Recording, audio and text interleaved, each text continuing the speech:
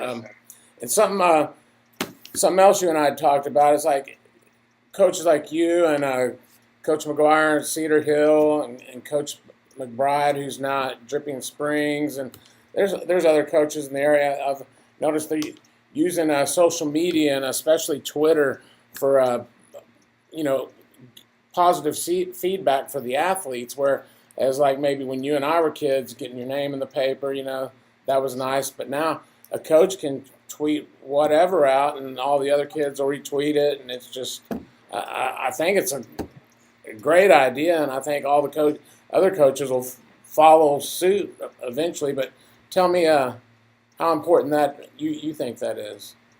I think it's very important. I really, there are times when it first started, people were saying, stay away from it, and then you start looking at it and you start talking to people and the kids are on it and you just try to be involved in everything they do and try to motivate them.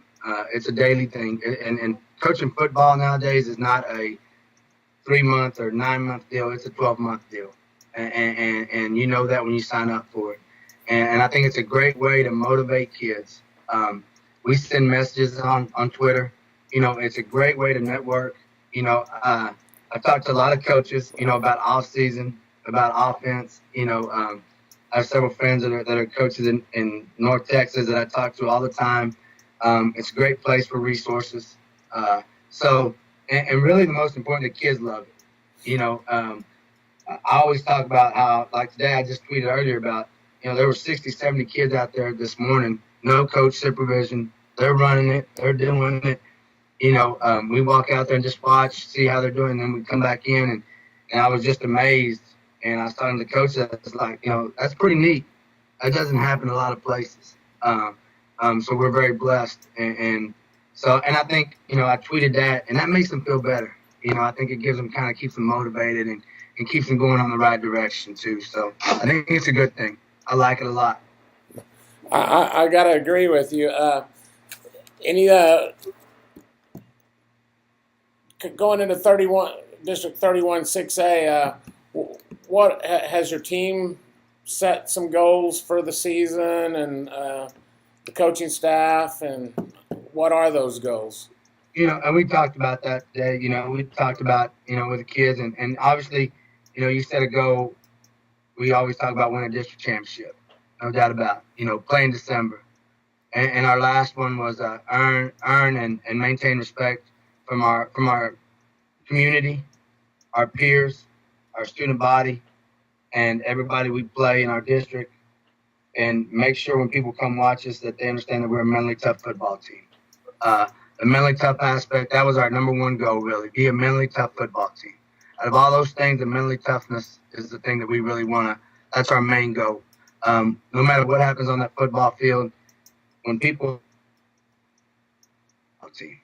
and people in the stands know, they can walk away whether we win or lose, and be proud of our young men for the way they battled and for the way they played, and display integrity in class at the same time. And the bottom line is, we want our kids to be successful young men. We want to win football games, no doubt about it. But it's a lot deeper than that. And the number one thing for me is loving these kids up, make sure they get out of here, graduate, and go be productive young men. And really that's our number one goal as a program, is to make sure they leave better than they came in. And we talk a lot about that. And winning and losing and all that's, that's what everybody's going to look at, and that's what your job's going to depend on. But for me, I think taking care of that, making them better young men, should be our number one goal, and that's our number one goal. And the kids, I think, honestly believe that's the way I feel. So, and it's good. It's been really good for us. And it prepares them for life, like you talked earlier. Yes. You're going to make the workouts and the practices tough because, life isn't always easy. I mean, getting mentally prepared, it prepares you for life. Well, Coach, we appreciate you taking some time with us, and maybe we can do this again, like first week of this practice. Get an interview right Yes, after a few two-a-day practices, see how things are going. That'd be great. This is my first Skype interview. I kind of like it. You know, it's real simple. I didn't realize it was like this, but it's neat. It's pretty neat. I appreciate it. Our program really appreciates it. Our kids appreciate it, and I appreciate it. I think it's good for our kids, you know, for recognition. And I thank you a lot for allowing me to do this. Yeah, no problem. And as the year goes on, if you have some athletes you want to, we can always do interviews via Skype with you and your athletes. So. That'd be great. That'd be great. I appreciate it. Okay, well, good luck, and good luck with your Midnight Madness August 11th, and we'll Yes, be sir. talking I to you appreciate soon. it. We're ready. Okay. We're ready for it. It can't get here fast enough, man. I agree with you.